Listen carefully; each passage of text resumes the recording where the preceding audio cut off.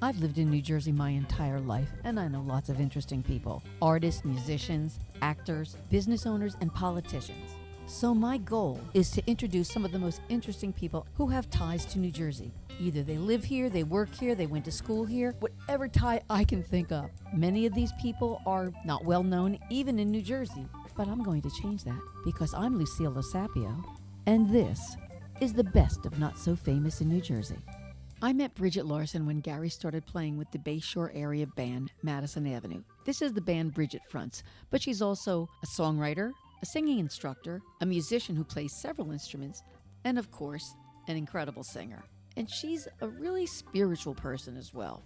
Although I've spoken to Bridget on several occasions, this is really the first time we really got to sit down and talk and get to know each other. Thank you for coming, Bridget. I am so happy to be here. Now, are you still Bridget Larson, or you're... Well, I am Bridget Larson Cacapardo. That's my married name. But I do still go by Bridget Larson just because I'm more known in the area for that. You have your fame to think about. Right. Absolutely. So you are in a band now, Madison Avenue. Yes. In which you are the only female. I am. What is it like being the only woman working with a bunch of middle-aged men? I would say I'm the rose among the thorns. That's what they always say. A few years ago when I was single, I was dating, and they were like all my big brothers. It was so cool. They'd be like, well, are you bringing this new guy around? You know, well, we're going to check him out. You know, everybody in the band was like concerned because they just wanted me not to get hurt. And I really thought, oh, well, this is cool. I have such a great camaraderie with them. I love it. I don't know. You're kind of one of the guys when you're a singer. How did COVID affect not just your career, but your new role as a married woman? Oh, well, that's a very interesting question. Where do I start? Honestly, I think the whole COVID thing, for me being, you know, a self-employed musician full-time in many different ways, that alone just was crazy for me because I'm used to being one-on-one or in front of people. I am stimulated by conversation and, you know, and all of that. So I was in the dumps. Like it was crazy how quick it happened for me too. I remember I would just think, okay, well, what am I going to do? Like I didn't realize the impact that relating with other people has on me on a regular basis. Yeah. And then the lack of that just really did. And it was funny because my husband works in the food industry, so he had to work. When we first dated, we were out on the deck one time and he said, oh, you're cold, let me get you a sweatshirt. So he got me this sweatshirt and it was big and cozy and whatever. Well, I'm telling you, he would come home every day and I'm in that sweatshirt. And eventually he's like, baby, are you ever going to take that sweatshirt off? I'm like, yeah, I take it off at night. Like, just leave me alone. He got to see that part of me that I didn't even know was in there. Yeah. It was sort of a vulnerable time for me. It's unusual to be in that vulnerable of a position in the very first year of your marriage. I found that I was so busy, I was like, I couldn't fit everything in I wanted to do. Yeah. And I would have like 5 projects going at once. That's great. And so, of course, like I don't finish half of them. I mean, I did do a lot of that cleaning out stuff in the beginning. And then my husband would say to me, well, why aren't you writing music? Like now you have all this time. Write music, concentrate on music. And I would say to him, but you don't understand. You have to have some sort of a impetus, some exactly. motivation. There's got to be some inspiration, whether it's sad or happy. And then one day I remember thinking, he's so right. Like just sit down and do something. And I ended up writing a lot of really kind of unique, cool songs that I'm happy with. And great. I'm never happy with anything I write. Most of the artists that I've been interviewing have had their creative life as a second career. But performing and teaching is really how you make your living, right? It really is, yep. And it wasn't always like that. I was in the corporate world for a long time. I was in sales. Oh. Yeah, so I traveled a lot, and I loved people. What did you sell? I sold flavors. It just wasn't me because first of all, I don't really like to put chemicals in my food, and a lot of it felt like that. I kept thinking, well, I'm not honoring myself if I'm going against what I believe, you know? Right. That was part of it. But I was miserable. I ended up finally just making it official. Like I just quit everything. It was through a long process, Sure. Of course, a long journey. So then I started teaching. I have my own teaching studio where I teach voice, piano, guitar, and ukulele, and sometimes songwriting, depending on the situation. And then, I'm in a lot of different bands. I do my own thing solo and trio and duo with my husband and, of course, Madison Avenue. And then I also work for a church. So I do music for a church, which I've done for years, which I did a lot of music ministry over the years. So it's been a huge blessing. Do you teach violin? I don't. Oh, Why, because do you I wanna bought take it? myself a violin, Really? and I was trying to teach myself, but it's like really hard. I know, because I bought myself one too with the intention of getting somebody to teach me. Yeah, and the thing was, when you have nails, you really can't play the violin with nails, No, you know? sorry, those are going to have to come off. Yeah. I love teaching. I never thought I would like it, and somebody recommended that I do it, and I said, well, I don't know what I'm doing, and then it was funny because I kind of got in a situation where I had to, and it really upped my game. And I didn't realize, I think it's like anything else in life, I didn't realize how much I knew until I had to teach it or discuss it. And it was super fun to help people with their craft. It's just cool when you know something that's going to help them and then you see it work instantly. That's what I love about teaching. And I also learned everybody's so different the way they learn, you know? And I remember when I was taking piano lessons when I was a little kid, that teacher couldn't care less about the way I learned. She just wanted to teach me what she normally does and sit there and take her money. I'm not trying to say she was a horrible person, but she just didn't take the time. And I quit. So I like to try to figure that out, because then you can really help somebody, and people can be amazing if they get the right tools. Yeah, and that's it. And I really like teaching too, because like you figure out the person, and then you just find like what is it that's going to incentivize them, hook onto that one thing, and they're like, and all of a sudden you see the light. And when you're talking about music, particularly voice, in my experience, it's very, very personal, because your instrument is literally your body. Yeah. And there's so much that goes into it as far as your ego, and you're second guessing everything, and you're so it's kind of amazing. Like a lot of my older people, especially, who come to me, we end up having like a therapy session half the time, because they're crying and they're, and I always tell them, like, this is your self-discovery, and there's no wrong until, I always encourage people just to like release everything. I'm your helper, not your critic. Right, exactly. I mean, I'm going to assess and try to figure out how to help you, but it's just fun, because you have to let your guard down. So, of course, I have heard you sing many times since Gary plays drums in Madison Avenue. Yes. But I know that rock and roll isn't the only music that you sing. No. You have a huge investment in Christian music. Yes. Tell me about your album. It was in 2010. I put out an album. It was a labor of love, I tell you. Worked really, really hard on it. But it did get some critical acclaim, which was nice. It did win an award, which was amazing. People's Choice Award for Independent Music Awards. Wow. But the bad thing is and I laughed, but I was like, I didn't even get to wear a dress. Like, they had no ceremony at the time. I was like, come on, I want to wear a dress. But aside from that, it didn't really do anything, because I didn't really try to, you know what I mean? You have to market it. Yeah, and you have to be signed. I did get some nice radio play from it because of the award. That was really great. But it's not even about that necessarily. It was a labor of love, produced really well. I had some amazing musicians on it. In fact, Leon and her mom sang on it, and that was her mom's last recording. And her mom, I mean, it was pretty intense, because her mom was pretty sick at the time. But and they made that album. I mean, they're on 2 songs, and to me, it was like iconic to have them. You are worthy to be praised. You are mighty. In this place, you bring light into my darkness. The one and only. What was the name of the album? He Is. Is it on Amazon? Yeah, it is. It's on iTunes. It's on my website. Well, I kind of changed my website, because I'm doing a lot more of the rock stuff now, so I'm geared up more towards that. Now, if you look at Christian music versus rock music, secular music can be really sexual. So how do you reconcile that? Well, that's a great question, and I think for a lot of years, I just didn't. I would change words a lot of times in songs, and I still do. Like, I love Alanis Morissette. I love doing some of her songs, but some of the words she says, I'm not saying them, just because. I'm just not. It's not that I won't say them in private, or I won't say them when I'm in my car or whatever, but I just don't want to, I don't know. Some of those things I still don't reconcile. But I think, unfortunately, this is probably a whole different topic, but the Christian market of music, it's actually pretty broad too. They have a lot of hard rock, heavy rock, and it's all, positive spin usually, and also heavy spiritually and all of that. But I think, unfortunately, in that whole realm, and I'm not talking about God, I'm talking about the church, can just absolutely be so narrow-minded. And I think that sexuality, as you're specifically talking about that because of music, is God-given. I mean, there's a whole book in the Bible written about it. And they shame it, unfortunately, as a whole. I mean, I've learned so much in the last 5 or 6 years about some things that I was taught that I don't necessarily think are 100% what it was meant to be taught. Right. And I don't think it's intentional. I don't think people, in this age, and I think it's sad. I've never felt more alive than when I fell in love with my husband and had sex with him. And I just said that on here, but for real. Like, I was just like, oh, this makes total sense. God made that. Like, this, to me, God made sex to be celebrated. Right, right. It wasn't something to be ashamed of. Of course not. And it's like literally a need, like eating and drinking. I mean, it is. Now I've reconciled that. So, like I said, some things I won't sing, but for the most part, I don't know, whatever. You told me once that you were getting some pushback from people that were kind of turned off by your Christian music.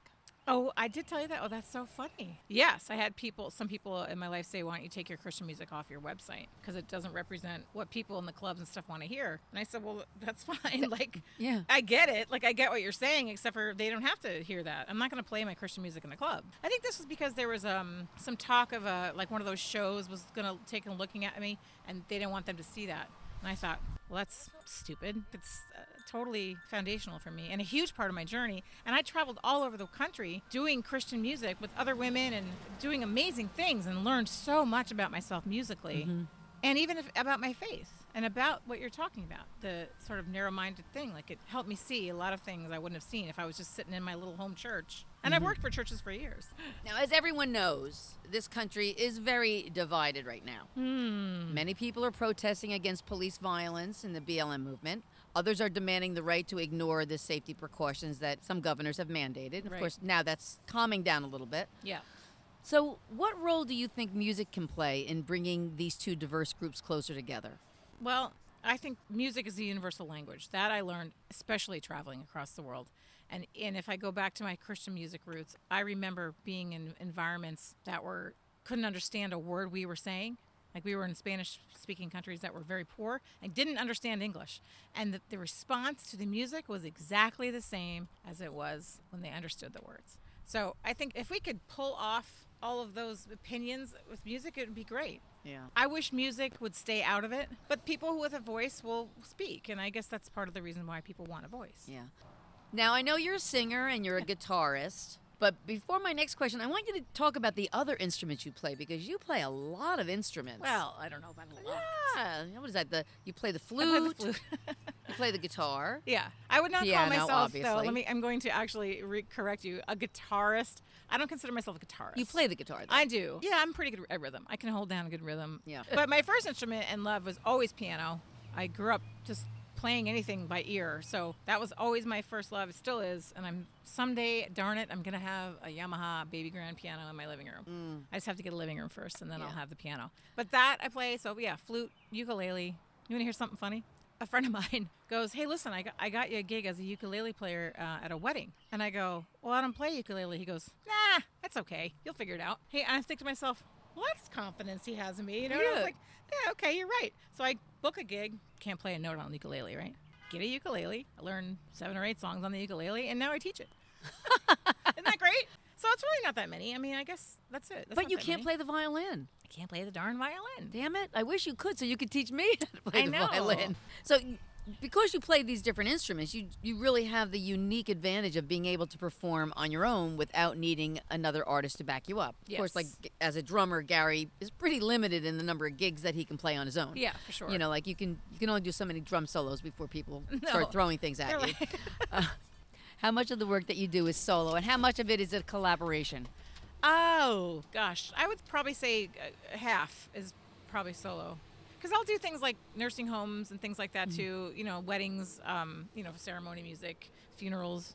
That's always just me and a piano usually. And then, like I said before, I do have my husband play with me. He plays bass. Yeah, and he loves to play, and he's learning so much. He's very teachable. So it's cool because it's great to do it together.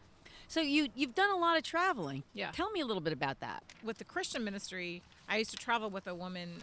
She had a ministry to teach Christian people about the Muslim religion so they weren't so afraid. I met up with her in 2004, and we traveled to Mexico. We traveled with the Voice of the Martyrs. It's an organization that gives a voice to the martyrs. And she would teach, and I would do the music. And so that was one of the instances where I was talking about music I saw have the same impact as people who couldn't even speak our language. It was just amazing to me, transformative for me, too. Mm-hmm. We were out west for 3-4 weeks at a time, just traveling from church to church and just teaching people not to be afraid and to love people. It was a beautiful message, just to love each other and not be so crazy, you know. And then another thing was that the Christian ministry I was with other women. It was called the Christian Divas, and I always hated the name. I'm like, okay, really? But it meant divinely inspired, victorious artists. That's what it stood for. It was 3 or 4 women at a time, and we would go out, and we all had different stories. Just sharing with women love to talk. And when you share your experiences and your heartaches and your joys and your triumphs together from all different walks of life, there's healing. Mm-hmm. That's just the way it is. So it was kind of wonderful because we'd have 3 or 4 different people and so different styles of music, so different journeys. And we had a great time. It was amazing. I loved it. So let's talk about the music that you've written. Some of it's Christian music, which we discussed earlier, but what other kinds of music have you written? I mean, I love blues. I've been writing a lot of bluesy. I'm a big Susan Tedeschi fan, too, that type of thing. People keep telling me I sound a little country, which kind of makes sense. I did live in Nashville for quite a while. I was kind of pursuing that angle for a while. But I don't love country, but I liked that it was more wholesome then than what the way pop was turning. This is in the early 90s. So some of the stuff I write is sort of Adele-ish, Amy Winehouse-ish, too, because I love singing their music. So it's just kind of more of a bluesy twist, and I'm really trying to get some of that recorded. You know what's funny, though? One song I love to sing is Stormy Weather. There's an old, right? I just do whatever version I do, and I love singing that song. I don't know why. Drugs and alcohol really can drag people down, and a lot of it is because of the venues that they play in and the people that hang around them. People that drink a lot and do a lot of drugs like to go to clubs, too. So how do you avoid getting dragged down by these elements? It's funny, for years I didn't drink at all. It wasn't really a part of my life. I was with somebody who didn't really drink, so I would have like a glass of wine or two at a wedding, and then when I got in the band and I wasn't really with that person anymore, it was just a little bit of a different lifestyle. So I started exploring it a little bit, but it was never an issue for me. And then I had one of the guys in the band said to me, I was kind of nervous because I was going through a lot in my life at the time, and I was just constantly critical and of myself and whatever. So he said to me, why don't you just have a drink and relax before you sing? I'm like, I don't know. And then I did, and it was a huge difference. So huge difference where I just felt just relaxed. But then if you overdo it, it's not good. Like, it's not good for your voice. You have to be careful. And I didn't know how to do it because I hadn't drank for so long. So they have a few nights that I thought to myself, well, I don't know exactly what's happening here, but I think I sound good, but I don't think so for sure. So you're going to have to ask Gary about that. So as I mentioned to you before, as I've mentioned to everybody, I love karaoke. Not because I'm a good singer, but because people are forced to let me sing. And now that I have you here, I want to sing a song with you. Okay. Yep. Some boys kiss me, some boys hug me. I think they're okay. Okay. If they don't give me proper credit, I just walk away. They can beg and they can plead, but they can't see the light. That's right. 'Cause the boy with the cold hard cash is always Mr. Right. 'Cause we are living in a material world, and I am a material girl. You know that we are living in a material world, and I am a material girl. We were talking about you teaching music and teaching singing. When I was in high school, I took opera, and it wasn't my thing, but I learned a lot of good stuff from there, but I also learned a lot of bad stuff when it comes to singing pop music and rock. It just doesn't apply. So later in life, I had to learn how to sing my own way, and I was singing a lot, so I would lose my voice a lot, so I had to learn how to care for it and sing different. So I had done a little bit of damage. So I started to research kind of how to do that, and I stumbled upon this method created by Seth Riggs called speech level singing, SLS it is. So I started researching that, and it's kind of hard at first because you're not used to singing properly, basically, for rock. And so essentially what it is the same level of effort that you use when you speak is the same level of effort you use when you sing. So if you're talking, like right now, I should be able to go right into a sing, and it's no big deal. You don't hear anything different. A lot of people, I'll say, oh, sing, and they'll go, hey! It's like all this effort. All the muscles engaged shouldn't change. The effort and the power and all that comes from your body and from your breath and from your intent. So that's kind of my approach. You know, people ask me all the time, can you teach anybody to sing? You can teach them how to sing, but it doesn't mean they're going to get it. Tone deaf is a thing. We've mentioned you play with Madison Avenue, but what are the names of the other groups that you perform with? So yeah, a really innovative name, the Bridget Larson Band. Sometimes it's just me, other times it's a duo, other times it's a trio. So you can find me on Facebook or Instagram. It's under Bridget Singin', no G on the end. And then my website, bridgetlarson.com. So this is going to be the last question. Okay. If a young singer approached you and asked you for your advice about a career in music, what would you tell her? I would definitely say train. Don't get cocky. Know who you are as an artist. Know what you want. Most importantly, learn an instrument, because hardly anybody knows how to play anything anymore, and it's very frustrating, even for themselves. Know how to figure out what key that you want to sing in, and if you're going to write music, learn how to play it. Then you don't have to count on anybody else. So now that we've managed to settle all the problems in the world with music. Yes. Amen. I want to thank you for coming. This has really been a lot of fun. Thank you. We've been trying for a while. Yes, I know. Thanks to COVID. Since COVID, yeah. And we're sitting here without masks on outside. I know. Woohoo! Of course, you've had COVID. I have. It was so exciting. Yeah. I survived it, though. And you know what? A lot of people didn't, and that's tragic. Yeah.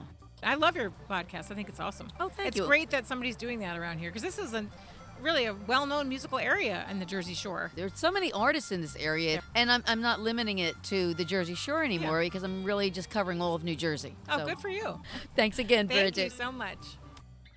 Where else can you hear scintillating conversations with interesting people with ties to New Jersey except for here? You can't, and that's why you should subscribe and listen to every episode. I'm Lucille Osapio, and this is the best of Not So Famous in New Jersey.